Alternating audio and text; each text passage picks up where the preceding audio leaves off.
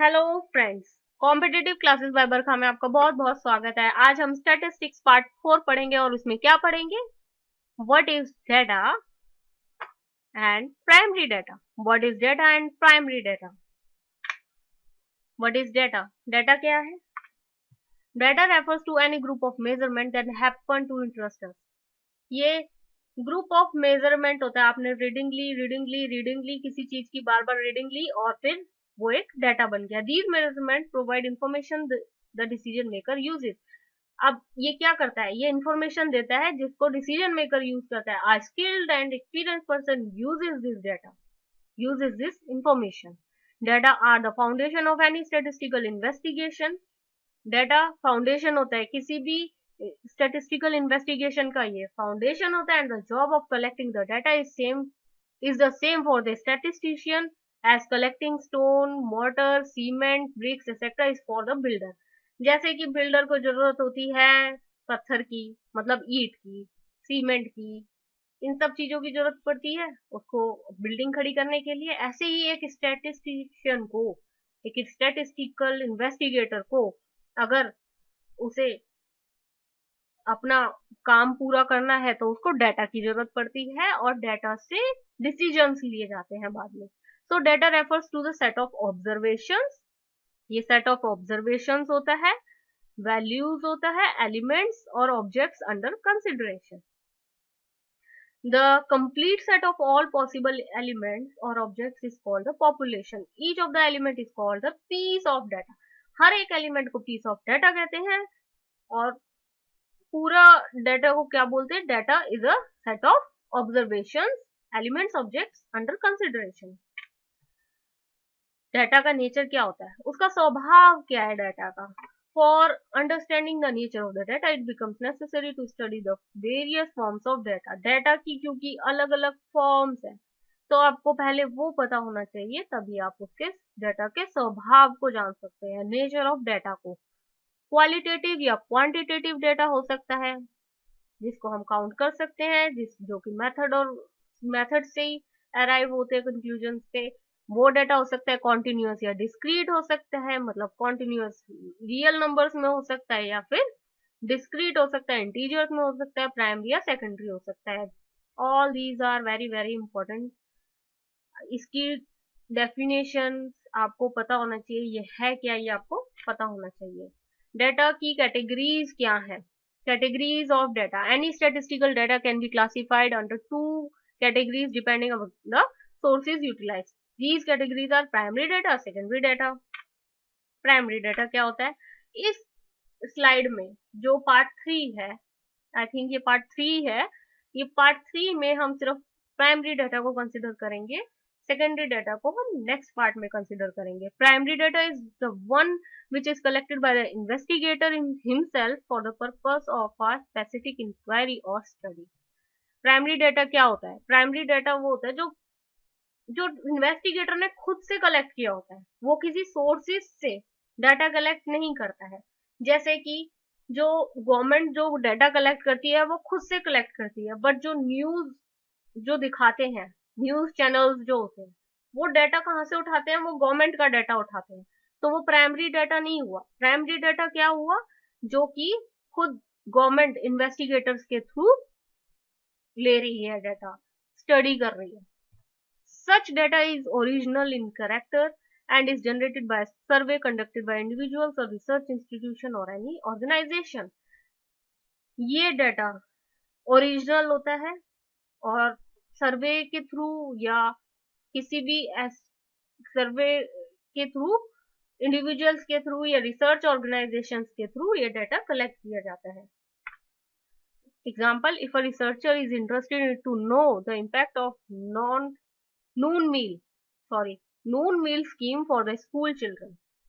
अब कोई रिसर्चर है, वो ये स्कीम आई है ना नून मील, इसके बारे में वो देखना चाहता है कि इसका इम्पैक्ट क्या पड़ा है। आपने न्यूज चैनल्स में भी देखा होगा, लेकिन वो जो नून मील्स का जो डाटा आपको दिखाते हैं, खुद वो कुछ ही रिसर्च करते हैं, ज्यादातर वो गवर्नमेंट का ही पार्ट उठाते हैं। तो ये इम्पैक्ट देखना है अगर रिसर्चर को. He has to undertake a survey and collect the data on the opinion of parents and children by asking relevant question. वो चिल्ड्रन से स्कूल्स में जाके डाटा कलेक्ट कर सकते हैं, पेरेंट्स से डाटा कलेक्ट कर सकते हैं. Such a data collected for the purpose is called primary data.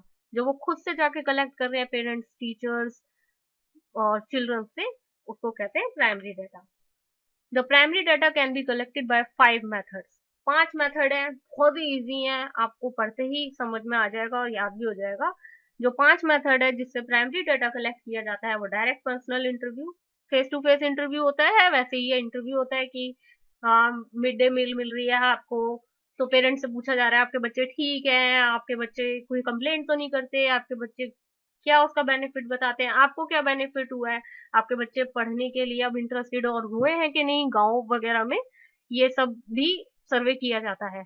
तो ये इंटरव्यू होता है. इनडायरेक्ट ओरल इंटरव्यूज भी होते हैं, इंफॉर्मेशन फ्रॉम कॉरेस्पॉन्डेंस भी हो सकता है, मेल्ड क्वेश्चनर भी हो सकता है, और शेड्यूल्स सेंट थ्रू एनिमेटर भी हो सकता है. तो इसमें डायरेक्ट पर्सनल इंटरव्यूज में क्या होता है, the person from whom information are collected are known as informants. The investigator personally meets them and asks questions to gather the necessary information. वो पर्सनली इन्वेस्टिगेटर जाता है, वहाँ क्वेश्चंस पूछता है और वो जो भी रिप्लाई करते हैं उसको नोट करता जाता है. It is the suitable method for intensive rather than extensive field surveys. ये suitable होता है intensive के लिए, intensive field surveys के लिए. It suits best for intensive studies of the limited field. Merits. अब इसके मेरिट्स क्या है, इसके लाभ क्या है, इससे हम फायदा क्या है. People willingly supply informations because they are approached personally. अगर किसी के पास कोई पर्सनली जा रहा है तो वो willingly इंफॉर्मेशन को देते हैं. Hence, more response noticed in this method than any other method. ज़्यादा से ज़्यादा रिस्पॉन्स इस मेथड में इन्वेस्टिगेटर को मिलता है. The collected information are likely to be uniform and accurate. और ज़्यादा चांसेस यही होते हैं कि वो एक्यूरेट है, यूनिफॉर्म है जो भी कलेक्टेड इंफॉर्मेशन है.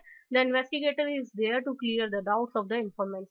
क्योंकि इन्वेस्टिगेटर वहां होते हैं, अगर कोई उन्हें डाउट हो रहा होता है क्वेश्चन में तो वो बताता है इन्वेस्टिगेटर कि ये नहीं, ये ऐसे नहीं ऐसे है, तो वो जो सामने वाला व्यक्ति होता है, जो पर्सन होता है, वो उसको आंसर दे पाता है. सप्लीमेंट्री इंफॉर्मेशन और information personal aspect can be noted. Informations on character and environment may help later to interpret some of the results. Answer for questions about which the informant is likely to be sensitive can be gathered by this method. The wordings in one or more questions can be altered to suit any informant. Explanation may be given to in other languages also. अब जो investigator होते हैं वो उनकी language में अगर question पूछेंगे तो वो उनको रिप्लाई मिलता है, तो ये इसका फायदा होता है. Inconvenience and misinterpretation are thereby avoided. Limitation क्या है, इसके नुकसान क्या है. It is very costly and time consuming. जैसा कि अभी तक हम पढ़ रहे हैं कि वो पर्सनली वन बाय वन एक एक घर में जाके पूछ रहे हैं, तो क्या होगा, कॉस्टली हो गया और टाइम कंज्यूमिंग भी हो गया. It is very difficult when the number of person to be interviewed is large. अगर बहुत सारे लोग हो तो ये बहुत मुश्किल हो जाता है कि हर एक का इंटरव्यू लिया जाए. And the person are spread over a wide area. Personal prejudice and bias are greater under this method. अब किसी की अपनी आपसी दुश्मनी होती है या किसी बात पे कुछ होता है तो वो गलत आंसर दे देते हैं, जिससे ये हमें जो डाटा मिलता है वो इनएक्यूरेट हो जाता है. इनडायरेक्ट ओरल इंटरव्यूज में क्या होता है, under this method the investigator contacts witness और नेबर्स और फ्रेंड्स और some other third parties who are capable of supplying the necessary information. जो इन्वेस्टिगेटर होता है वो किस मतलब उससे रिलेटेड किसी विटनेस या नेबर या फ्रेंड के पास जाके या किसी और थर्ड पार्टी जो कि सप्लाई कर सकता है उनको इन्फॉर्मेशन, उसके पास जाते हैं. This method is preferred if the required information is on addiction और कॉज ऑफ फायर और थेफ्ट और मर्डर एक्सेट्रा. अब जैसे कि स्मोकर्स हैं, गांव में इंटरव्यू लिया जा रहा है और अगर कोई बीड़ी पीने वाला व्यक्ति है और उसी से ही उससे इंटरव्यू लिया जा रहा है, तो वो उसकी हानि बताने में कैसे वो कंफर्टेबल होगा. वो लाभ बताए ना बताए लेकिन वो हानि नहीं बताएगा, तो उससे पूछ के फायदा नहीं है ना. इसलिए विटनेस या नेबर्स या किसी और थर्ड पार्टी के पास जाना पड़ता है. जैसे थेफ्ट मर्डर में जाना पड़ता है। If a fire has broken out in a certain place, the person living in the neighborhood and witnesses are likely to give information on the cause of fire. अब जहाँ पे आग लगी है उसका नेबर ही तो बता पाएगा या कोई और विटनेस कि यहाँ पे आग कैसे लगी है। वो लोग तो खुद ही परेशानी में, वो कैसे बता पाएंगे। In some cases, police interrogated third parties who are supposed to have knowledge of a threat or a murder to get some clues. Inquiry committees appointed by governments generally adopt this method and get people's views and all possible details of facts relating to the inquiry. This method is suitable whenever direct sources do not exist. ये method जब beneficial है जब direct resources नहीं है or cannot be relied upon or would be unwilling to part with the information. The validity of the result depend upon a few factors such as the nature of the person whose evidence is being recorded, the ability of the interviewer to draw out the information from the third parties by means of appropriate questions and cross-examinations, and the number of persons interviewed. For example, for the success of this method, one person or one group alone should not be relied upon. इस method के successful होने के लिए किसी एक व्यक्ति पे भरोसा नहीं किया जा सकता। Information from correspondence, the investigator appoints local agents or correspondents in different places and compiles the information sent by them. Informations to newspapers and some departments of government came by this method. The advantage of this method is that it is cheap and appropriate for extensive investigation. Extensive investigation के लिए ये method बहुत ही ज्यादा helpful है, but it may not ensure accurate result. लेकिन इसमें accurate result आएगा इसकी गारंटी नहीं होती, because the correspondent are likely to be negligent, क्योंकि जो कॉरेस्पॉन्डेंट के थ्रू हो रही है ना इन्फॉर्मेशन, तो कॉरेस्पॉन्डेंट नेग्लिजेंट भी हो सकते हैं, प्रेजुडिस भी हो सकते हैं, बायस भी हो सकते हैं एक दूसरे के लिए। This method is adopted in those cases whose information is to be collected periodically from a wide area for a long time. Mailed questionnaire में क्वेश्चन लिखा, उसे लिफाफे में रखा और मेल कर दिया जिसको करना है, और वो आंसर भेजेंगे। मेल्ड क्वेश्चनर का मतलब, under this method a list of question is prepared and is sent to the informants by post. Post से भेजा जाता है क्वेश्चंस को। The list of questions is technically a questionnaire. A covering letter accompany the questionnaire, explains the purpose of the investigation and the importance of correct information, and requests the informants to fill in the blank spaces provided and to return the form within the specified time. This method is appropriate in those cases where the informants are literate, and इसमें सबसे जरूरी बात है कि जो informant है उसको पढ़ना लिखना आना चाहिए, तभी ये सक्सेसफुल हो सकता है ये मेथड। इसके मेरिट्स क्या है? ये चीप होता है, ये प्रेफरेबल होता है जहाँ पे इन्फॉर्मेंट्स बहुत दूर दूर तक फैले होते हैं। इसका लिमिटेशन क्या है? The greatest limitation is that the informants should be literate. अब जो अगर वो लिटरेट होगा, पढ़ा लिखा होगा, तभी आंसर दे सकता है, इसका ये लिमिटेशन है।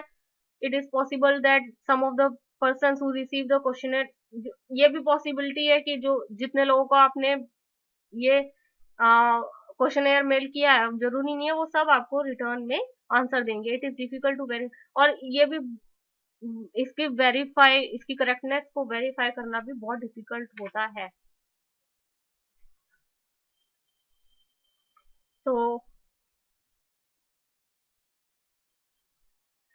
with the view of minimizing non-respondent and collecting correct information, the questionnaire should be carefully drafted.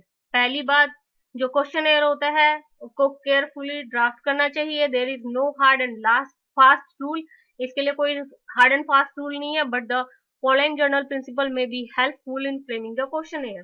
A covering letter and a self address and stamped envelope should be accompany the questionnaire. अब वो अपने पैसे लगा के आपको क्यों आपका answer देंगे, वो आपको ही प्रोवाइड करना पड़ेगा। एक तो सेल्फ एड्रेस एनवेलप उन्हें प्रोवाइड करना पड़ेगा, आपको स्टैम्प्ड एनवेलप उन्हें प्रोवाइड करना पड़ेगा, जिससे कि वो आपको आंसर दे, और कवरिंग लेटर जिससे कि उनकी क्यूरियोसिटी जगे कि वो आंसर क्यों दे आपको। The covering letter should politely point out the purpose of the survey. बहुत ही पोलाइटली उसमें लिखना चाहिए कि उसमें क्या पर्पस है सर्वे का जो भी किया जा रहा है, and privilege to of the respondent who is one among the few associated with the investigation. It should assure that the information would be kept confidential and would never be misused. It may promise a copy of the finding or free gifts or concession. कुछ लोग free gift दे देते हैं, concession देते हैं कि उनको reply मिले. Qualities of a good questionnaire. अच्छे क्वेश्चनेयर की क्वालिटीज क्या है? Number of question should B minimum. पहली बात, क्वेश्चनेयर में क्वेश्चंस कम से कम होने चाहिए और वो आपका पर्पस भी पूरा हो जाना चाहिए उसमें. Question should be logical order में होना चाहिए, moving from the easy to the difficult ones. Questions should be short and simple. Short होने चाहिए, सिंपल होने चाहिए. Technical terms and vague expression capable of different interpretation should be avoided. आपको कुछ ऐसा टर्मिनोलॉजी यूज नहीं करना है उसमें सॉरी, जिससे जो आंसर देने वाला है, रिस्पोंडेंट है, उसके माइंड में कुछ और उसका इंटरप्रिटेशन बैठ जाए, वो किसी और ढंग से उस क्वेश्चन को सोचने लग जाए जो कि आपने क्वेश्चन लिखा ही नहीं है. Question fetching yes and no answers are most preferable होते हैं, जिसमें आपको नो, यस या नो में आंसर देना होता है. There may be some multiple choice question regarding lengthy answers are to be avoided. Lengthy answers को अवॉइड करना चाहिए. Personal questions and questions which require memory power and calculation should be avoided. जिन questions में calculations होती है, memory power लगती है, personal question, इन सबको अवॉइड करना चाहिए. ये इसकी क्वालिटी होनी चाहिए क्वेश्चनेयर की. Question should enable cross check. Deliberate और unconscious mistakes can be detected to an extent. अच्छे से उसको डिटेक्ट कर लेना चाहिए. कुछ क्वेश्चनेयर में कोई गलती तो नहीं है. Questions should be carefully framed so as to cover the entire scope of the survey. The wordings of the questions should be proper without hurting the feelings or arousing resentment. As far as possible, confidential information should not be sought. Physical appearance should be attractive. जो questionnaire होता है वो attractive होना चाहिए. Sufficient space होना चाहिए जिससे कि वो आंसर मिल सके. Schedules sent through enumerators. Under this method, enumerators or interviewers take the schedules, meet the informants and fill in their replies. ये enumerators को या इंटरव्यूअर्स को सेंड किया जाता है. वो शेड्यूल बनाते हैं और वो फिर उनसे मिलते हैं और फिर उनके रिप्लाई को फिल करते जाते हैं. Often distinction is made between the schedule and a questionnaire. A schedule is filled by the interviewer. देखिए, जो schedule है वो इंटरव्यूअर फिल कर रहा है, लेकिन जो क्वेश्चनेयर है वो रिस्पोंडेंट फिल कर रहा है. ये डिफरेंस है schedule और आपका क्वेश्चनेयर में. A schedule is filled by the interviewer in a face-to-face situation with the informant. अब face-to-face situation है और वो information जो भी मिल रही है वो interviewer fill कर रहा है खुद से. A questionnaire is filled by the informant when he receives and returns by the post. It is suitable for. अब questionnaire क्या था? वो तो post से आ रहा था ना. इसमें post से आने का मतलब चिट्ठी पत्री का कोई questionnaire में तो है, लेकिन आपका schedule sent by through enumerators में नहीं है, schedules में नहीं है. It is suitable for extensive surveys. इसके फायदे क्या क्या हैं? हम schedules के फायदे देख रहे हैं. It can be adopted even if the informant, अगर वो पढ़ा लिखा नहीं है इन्फॉर्मेंट, तो आप उसको क्वेश्चनेयर तो नहीं भेज सकते, लेकिन आप शेड्यूल का यूज कर सकते हैं. Answers for questions of personal and pecuniary nature can be collected. Non-response is minimum as enumerators go personally and contact the informants. The information collected are reliable. वो बहुत reliable होती है. The enumerators can be properly trained for the same. वो अच्छे से एनुमरेटर्स को train किया जाता है, इंटरव्यूअर को ट्रेन किया जाता है. आपको एनुमरेटर्स वर्ड याद रखना है. It is most popular method. Limitation क्या है? ये कॉस्टलीस्ट मेथड है. सबसे ज्यादा costliest method is the scheduled method. Extensive training is to be given to the enumerators for collecting correct and uniform information. Interviewing requires experience. अब थोड़ा बहुत तो एक्सपीरियंस होना चाहिए ना वो पर्सन जिसने इंटरव्यू लेना है. Unskilled investigators are likely to fail in their work. Before the actual survey, a pilot survey is conducted. The questionnaire schedule is pre-tested in a pilot survey. A few among of the people from whom actual information is needed are asked to reply.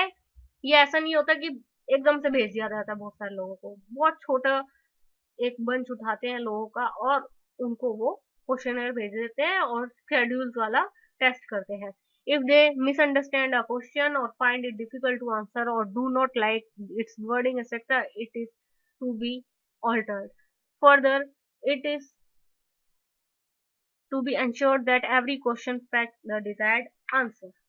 Merits and demerits of primary data. Primary data के merits और demerits क्या क्या हैं, वो उसके parts थे, कैसे कैसे कर सकते हैं हम कलेक्ट डाटा. अब ये merits and demerits of primary data. Primary data मतलब जो इन्वेस्टिगेटर खुद से जाके कलेक्ट कर रहा है. The collection of data by the method of personal survey is possible only if the area covered by the investigator is small. Collection of data by sending the enumerator is bound to be expensive. Care should be taken twice that the enumerator record correct information provided by the informants. Collection of primary data by framing schedules or distributing and collecting questionnaire by post is less expensive and can be completed in a shorter time. Suppose the questions are embarrassing or of a complicated nature or the questions probe into personal affairs of individuals, then the schedules may not be filled with accurate or correct information and hence this method is unsuitable. The information collected for primary data is near reliable than those collected from the second. जो primary data होता है वो most reliable मान जाता है उसके comparison में जो सेकेंडरी डाटा के थ्रू लिया जाता है. Secondary data we will discuss in part 5 of statistics. We are preparing for SSC CGL Tier 2. Thanks for watching this video. Please do subscribe अगर आप इसके नोटिफिकेशन जानना चाहते हैं कि अब कौन सा नया वीडियो आ रहा है, तो उसके लिए आप इसको सब्सक्राइब कीजिए चैनल को. आपको वीडियो के नीचे ही सब्सक्राइब बटन मिल जाएगा, आप उस पर क्लिक करके सब्सक्राइब कर सकते हैं. बहुत ही इजी मेथड है सब्सक्राइब करने का और इससे आपको बेनिफिट बहुत होगा. Your success is our aim. Thanks for watching this video. Bye bye.